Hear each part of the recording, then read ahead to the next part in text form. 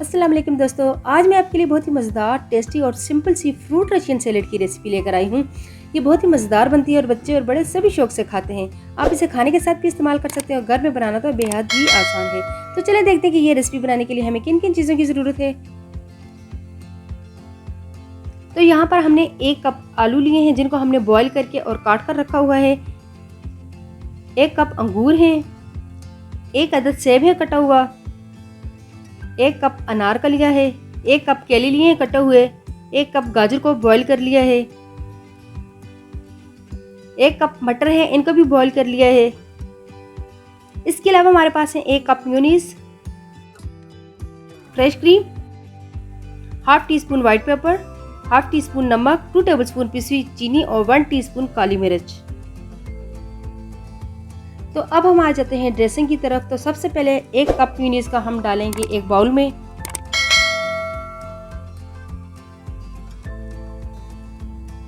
इसके बाद डालेंगे हाफ कप फ्रेश क्रीम का। क्योंकि ये दोनों चीजें हमने फ्रिज में रखी हुई थी इसलिए ये अच्छी खासी ठंडी हो गई हैं।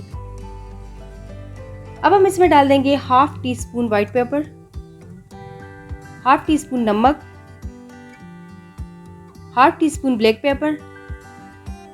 अब हम डालेंगे 2 टेबलस्पून पिसी हुई चीनी। अब हमने इनको करना है अच्छे से मिक्स।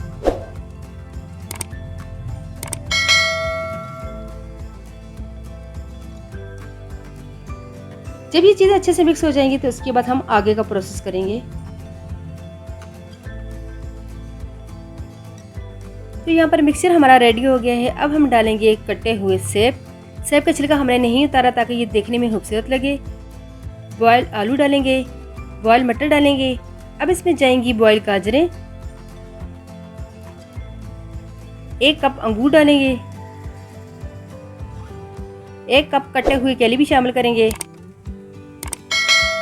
अब हम डालेंगे अनार। अनार हमारे पास ऑप्शनल है, अगर अवेलेबल है तो ठीक है, वरना कोई बात नहीं, ना डालें।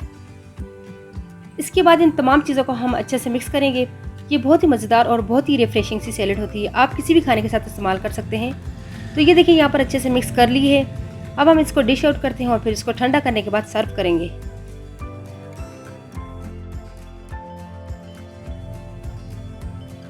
तो लीजिए जनाब, तैयार है हमारा मज़ेदार सा फ्रूट रशियन सैलेड, जो कि बहुत ही मज़ेदार और ज़बरदस्त सी रेसिपी है। आप इसे ज़रूर ट्राई कीजिएगा और अपने दोस्तों के साथ भी शेयर कीजिएगा। अगर आपको हमारी ये वीडियो पसंद आए तो उसको लाइक करना और हमारे चैनल को सब्सक्राइब करना मत भूलिएगा। तो मिलते हैं आपसे अगली वीडियो में किसी नई रेसिपी के साथ। तब तक के लिए अल्लाह हाफिज़।